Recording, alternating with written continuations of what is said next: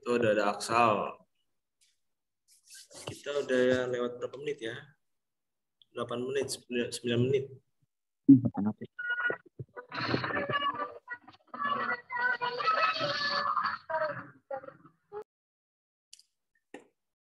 Selamat pagi Aksal. Pagi, Pak. Ya, sehat Aksal. Alhamdulillah, Pak. Alhamdulillah.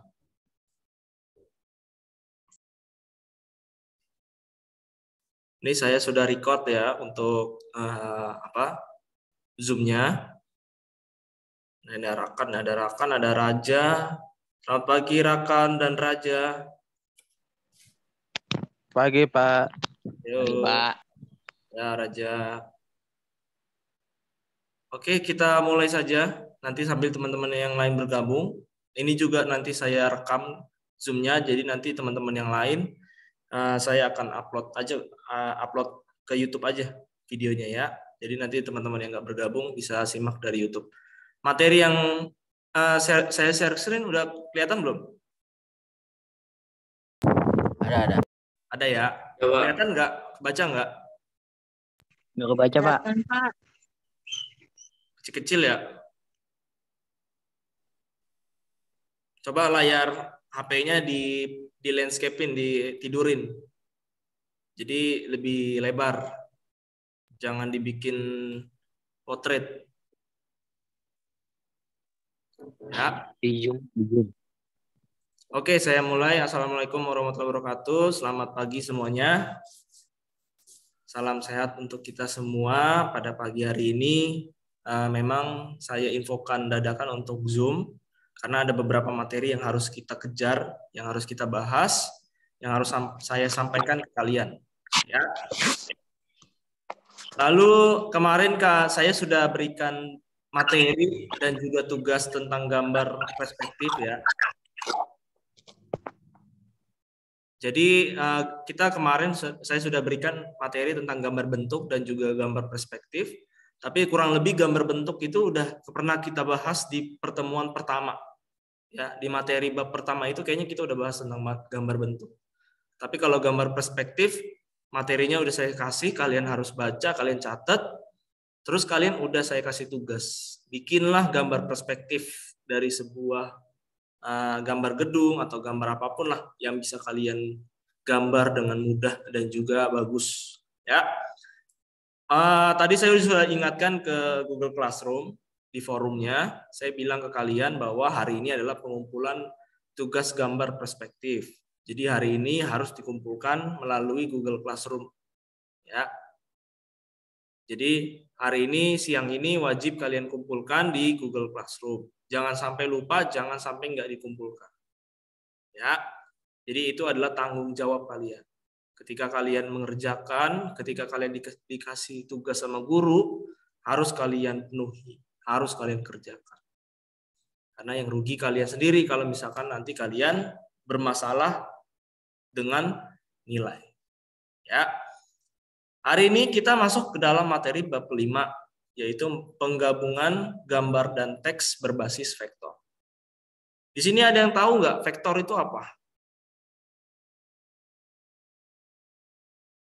Ya, ada yang tahu vektor itu apa? Vektor adalah dia merupakan kumpulan dari titik dan garis.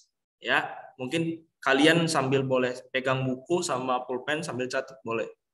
Tapi saya ngejelasinnya hanya rangkumannya aja. Ya.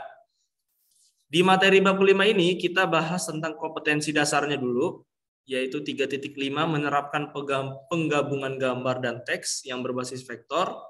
Kemudian 4.5 menggabungkan gambar dan teks yang berbasis vektor. Ya. Jadi kita menggabungkan antara teks dan juga gambar yang sifatnya adalah berbasis vektor. Yang tadi saya bahas vektor itu apa? Vektor itu adalah kumpulan titik dan garis. Ya, sebuah titik dan garis. Kalian harus ingat. Ya. Jadi nanti kalau ditanya vektor apa? Vektor adalah kumpulan titik dan garis. Ya. Terus dalam kita membuat vektor, kita harus memperhatikan setiap unsurnya. Ya, terutama juga mengenai bentuk, gambar bentuk, mengenai garis, mengenai titik, ya. Kalian sudah pelajarin di pertemuan awal mengenai garis, bentuk, titik, dan lain-lain. Itu merupakan bagian dari sebuah unsur vektor. Ya, jadi kalian udah tahu lah karena udah kita pelajari. Nah, di vektor ini dia berbasis digital atau berbasis apa istilahnya? Berbasis bukan berbasis manual, tapi ya memang berbasis digital. Ya, aplikasi apa yang bisa kita gunakan untuk penggunaan gambar vektor? Ada yang tahu nggak? Aplikasi apa? Satu aja. CorelDRAW. Hah? CorelDRAW. CorelDRAW, betul. Yang kedua, apalagi? Adobe Illustrator, Adobe Flash, After Effects, ya. Itu merupakan bagian dari aplikasi berbasis vektor. Mereka adalah kumpulan garis dan juga titik. Ya. Itu adalah aplikasi yang bisa kita manfaatkan dalam membuat gambar yang berbasis vektor. Lalu kelebihannya kalau kita gunakan gambar berbasis vektor itu apa kelebihannya? Yang pertama adalah dia lebih tajam. Ya, dia lebih tajam, kualitasnya lebih tajam, juga ukurannya yang relatif kecil, ukuran size-nya ya, ukuran filenya. Ya, dibandingkan dengan kayak kita misalkan ngedit pakai Photoshop. Photoshop kan berbasis bitmap ya. Kalau kita pakai Photoshop itu biasa kita ngedit filenya jadinya gede banget. Tapi kalau misalkan kita pakai Adobe Illustrator ataupun yang berbasis vektor, dia ukurannya relatif lebih kecil. Karena dia bukan kumpulan pixel tapi kumpulan gambar. Itu. Juga apa kelebihannya? Kalau misalkan kita zoom gitu, kita perbesar gambarnya sampai maksimal sampai mentok, dia nggak akan pecah. Beda kalau kalian misalkan melihat foto tuh yang ada di HP, itu kan kumpulan pixel. Kalau kalian zoom terus ke muka orang gitu misalkan, kan akan pecah-pecah ya. Nah itu adalah kumpulan pixel. Tapi kalau di vektor, kalau kalian perbesar terus sampai mentok, sampai maksimal, dia tetap detail, tetap tidak pecah. Gitu. Jadi itulah kelebihannya kalau kalian menggunakan basis vektor. Terus ketika kalian file yang kita gunakan untuk saya lingkarin file eksternal pada gambar vektor, yaitu yang pertama adalah EPS atau merupakan singkatan dari encapsulated PostScript, salah satu format file grafis vektor. Ya, jadi dia formatnya adalah EPS. Dia bentuknya sebuah file mentahan entah Adobe Illustrator atau CorelDRAW. Gitu. Terus yang selanjutnya Scrabble Vector Graphic atau SVG. SVG juga bisa kita gunakan sebagai file mentahnya si Adobe Illustrator atau CorelDRAW. Terus yang ketiga ada CDR. CDR memang biasanya dia berbasisnya untuk program CorelDRAW. Terus formatnya yang lain yang keempat adalah AI. Ujungnya misalkan nama belakangnya adalah titik AI. Itu berarti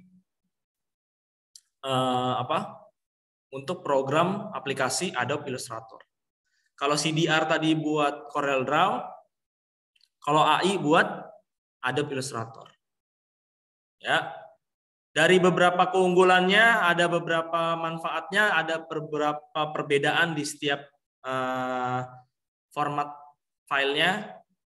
Itu bisa kalian coba cari apa aja keunggulannya. Misalkan kalian mau save-nya dalam bentuk EPS, save-nya mau dalam bentuk AI, ya.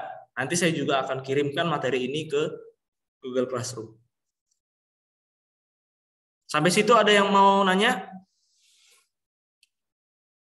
Ada yang mau nanya? Ada nggak? Jelas semuanya? Apa suara saya yang nggak jelas? Jelas, Pak. Jelas. Oke, terima kasih Rakan. Ya, jadi seperti itu. Jadi kalian harus bisa memanfaatkan penggunaan aplikasi yang berbasis vektor. Terutama kalian bisa menggabungkan antara gambar dan juga antara teks.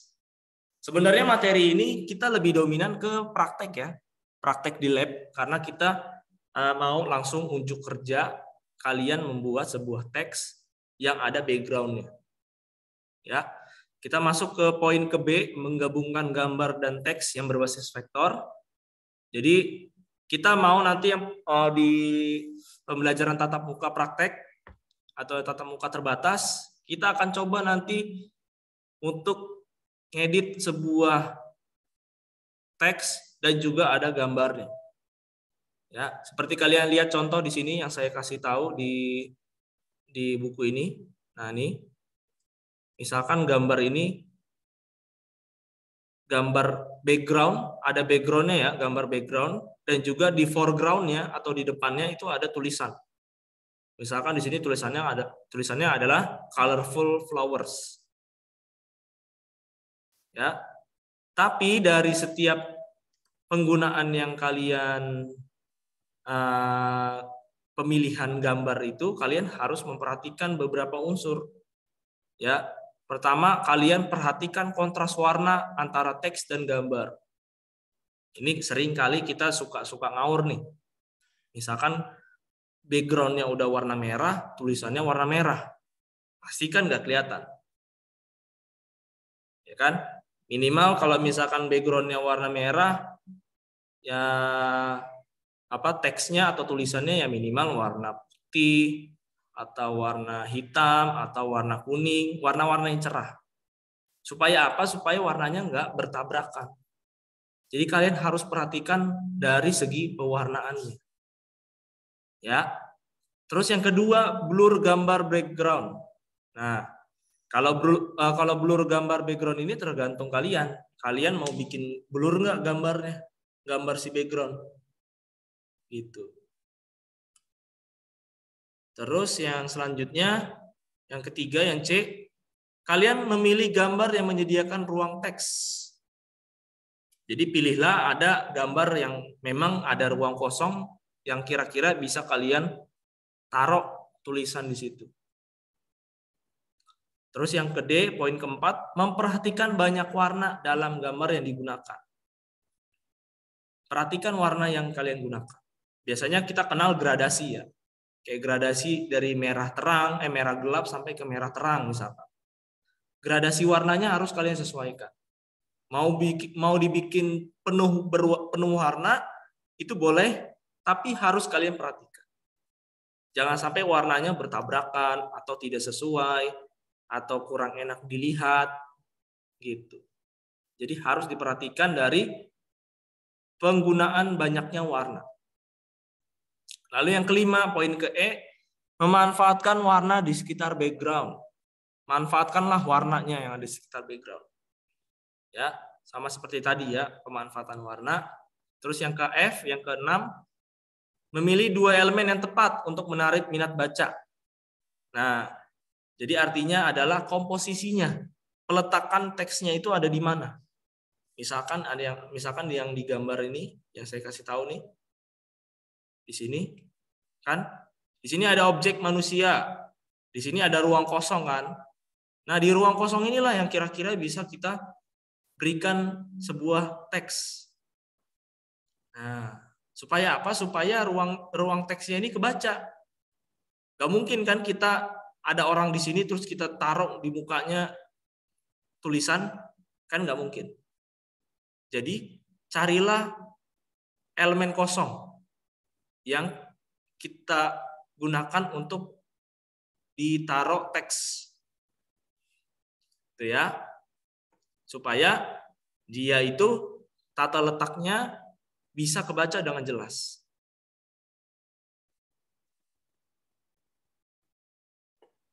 Nah, itu tadi untuk penggabungan gambar dan juga teks. Ya. Nah, sekarang kita poin kedua, kita bisa membuat logo. Nah, saya sudah kasih tahu ke kalian, sudah kasih pembukaan lah ke kalian bahwa kita akan praktek membuat sebuah logo. Ya, kalian nanti bolehlah bikin misalkan kalian punya bisnis, mau punya bisnis atau mau punya usaha di bidang apa, coba kalian buat logonya. Ya, kira-kira misalkan si Trisna mau buat usaha di bidang otomotif, atau si Rakan mau punya usaha di bidang makanan ringan, misalkan kayak makaroni, terus kayak snack-snack, ya. Nah, nanti coba kalian bikin logonya. Nama usaha kalian apa? Misalkan si Trisna, namanya Trisna Otomotif. Atau disingkat misalkan nama Trisna atau apalah, misalkan. Jadi nanti dibuat logonya. Nanti kita akan praktek ya untuk cara pembuatan logo dan juga tadi cara menggabungkan teks dan juga gambar. Gitu. Jadi pembuatan logo ini biasanya didasari dari sebuah bentuk, gambar bentuk.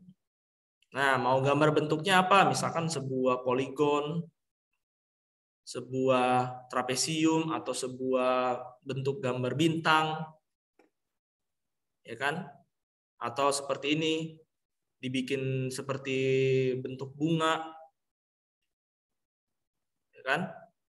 Bisa kalian bikin di sini, tuh. Ya, jadi nanti ketika kalian sudah tahu bentuk logonya seperti apa, kalian juga harus memadukan warnanya. Warnanya logo kalian itu warna apa? Warna merah, warna kuning, warna biru, terserah kalian yang buat. Logonya apa? Bentuknya apa? Maka kalau saran dari saya, sebelum kalian membuat logo dari bentuk digital, alangkah baiknya kalian bikin logo dalam bentuk manual dulu, gambar tangan. Tuh, bikin dulu gambar di sebuah kertas. Coret-coretan aja, nggak usah bagus-bagus. Ya, baru nanti pas lagi kalian praktek yang versi digitalnya, baru kalian rapiin. Oh ya, pengennya bentuknya kayak gini, agak kotak sedikit atau agak lingkaran sedikit gitu. Kalian sesuaikan sama logo yang kalian mau buat apa. Atau misalkan logo yang berupa tulisan juga nggak masalah. Kayak misalkan tadi Trisna Otomotif, tapi ya kira-kira tulisannya itu diperindah lah tulisannya. Atau ada sebuah gambar bentuk, misalkan ada bentuk kayak misalkan bentuk lingkaran, terus nanti di tengah-tengahnya ada tulisan Trisna Otomotif, itu juga boleh. Jadi kalianlah yang mencari dan juga mempunyai ide bagaimana kalian bisa membuat logo. Sekarang coba cari dulu impian kalian mau bikin usaha apa. Misalkan tadi di Trisna Otomotif, si Rakan misalkan mau punya usaha makanan, misalkan si Alif punya pengen usaha minuman kayak boba-boba, gitu. Jadi supaya menginspirasi kalian juga, jadi jangan supaya nggak jenuh. Ya. Terus kita sampai sini ada yang mau bertanya? Ada? Enggak, Pak. Jelas ya? Nggak ada, Pak. Jelas. Oke. Nah, kita percepat lagi ya. Nah, kita masuk ke bab 6, yaitu 3.6 efek pada gambar vektor dan juga desain pada gambar vektor. Desain efek gambar vektor. Nah, kita sudah bisa memahami basic dari gambar vektor tadi. Kita bisa memadukan gambar dan juga teks. kita udah coba bagaimana membuat logo. Nah, sekarang kita memanfaatkan fitur efek yang ada pada gambar vektor. Ya. Efeknya yang pertama biasanya adalah efek bayangan atau efek shadow. Ya. Terus yang kedua ada efek kontur. Ketebalan dari outside-nya atau pinggir dari sebuah bentuk kan kita ada tebal pinggirannya itu seberapa tebal, ya kan? Kontur pinggirannya itu berapa tebalnya. Terus ada efek distort. Misalkan efek distort itu misalkan mau kita bikin agak gepeng sedikit si gambar lingkarannya atau agak sudutnya kita ubah gitu. Terus ada efek envelope. Lalu ada efek extrude atau membuat efek menjadi sebuah bentuk 3D. Lalu ada efek transparansi. Nah, efek transparansi artinya efeknya agak si gambar tadi agak bukan ngeblur sih, agak transparan. Opacity-nya kita kurangin. Gitu. Ya. Terus desain efek gambar vektor ya tadi ya. Misalkan kalian udah bikin logonya, terus kalian tinggal kasih efek-efeknya. Misalkan si Trisna tadi mau bikin efek bayangan, terus si Rakan mau bikin efek distort atau mau bikin efek yang ala-ala 3D itu bisa. Atau mau bikin yang efek rada-rada transparannya turun atau yang efek-efek yang gambarnya rada transparan. Jadi itu bisa kalian coba explore. Nah, ini nanti cara-caranya pasti kita akan lakukan di praktek ya. Kalau saya jelasin secara lisan pasti kalian nggak mudeng. Saya harus jelasinnya secara pas lagi praktek di lab. Tapi boleh nanti saya kasih ke kalian, saya kirim, kalian baca, kalian pelajarin. Minimal kalian baca-baca dulu supaya nanti pas praktek nggak kebingungan. Gitu. Ya, banyak loh. Ini kan kayak logo ini, tuh logo kayak orang. Di sini ada 3 orang kan, misalkan warnanya kita gradasi. Terus kayak ada gambar kayak misalkan sebuah gedung-gedung.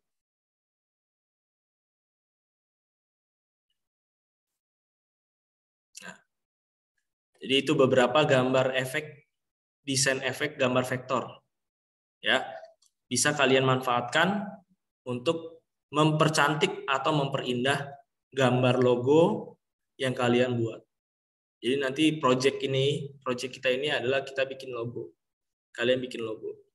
Tapi nanti saran saya untuk membuat logo secara digital adalah kalian bikin dulu logonya secara manual. Bikin dulu di kertas. Supaya nanti pas lagi kalian ada di hadapan komputer, kalian nggak kebingungan. Ya, kalian nggak kebingungan alias kalian udah punya gambaran. Mulai sekarang coba kalian cari di media sumber internet contoh logo makanan, contoh logo otomotif, contoh logo minuman, apalagi contoh logo usaha jualan apa gitu. Nah, banyak sekarang bisa kalian temukan tuh banyak contoh-contohnya supaya menjadi referensi kalian.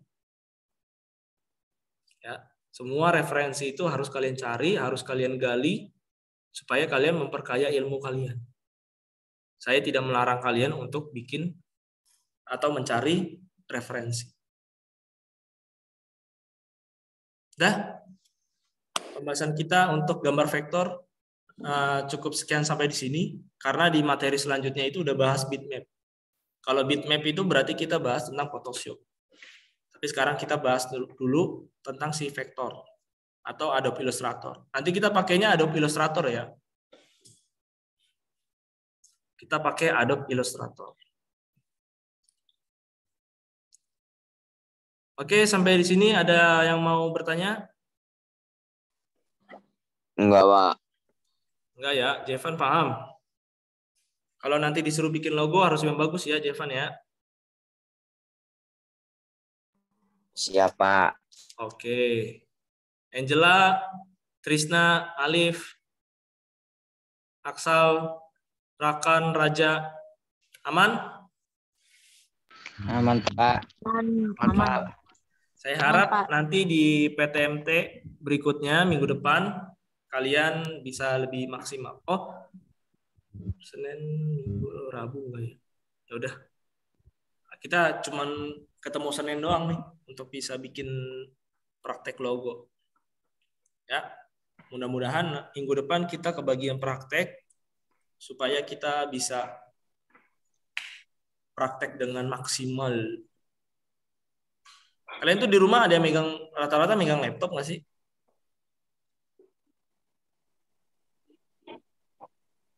Pegang, Pak.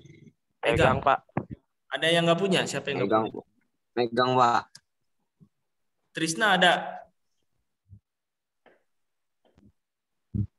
Alif, Aksal, Raja ada? Ada, Pak. Nggak ada, Pak. Oh, Raja Laptop nggak nggak ada. Oh. Alif nggak ada? Nggak ada. Oke. Ya udah, nggak apa-apa. Jadi nanti kita bisa maksimalin lewat lab aja. Oke, kalau tidak ada pertanyaan, saya akhiri kelas hari ini. Nanti materinya akan saya kirimkan di Google Classroom. Meskipun kelas Zoom-nya kita berakhir, tapi kita masih ada waktu untuk belajar sampai pukul 12.25. Ya, kalian bukan berarti habis ini rebahan atau duduk-duduk santai, tapi kalian ada tanggung jawab kalian untuk menyelesaikan tugas gambar perspektif. Oke, sambil materinya saya kirimkan ke kalian. Oke, Oe, Trisna.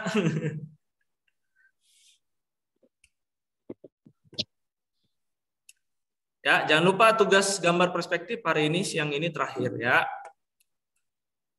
Oke, kalau tidak ada pertanyaan lagi, saya tutup untuk Zoom-nya. Terima kasih semua. Semoga sehat selalu. Jangan lupa ingatkan ke orang tua hari Jumat pengambilan rapot ya. Ya, Pak.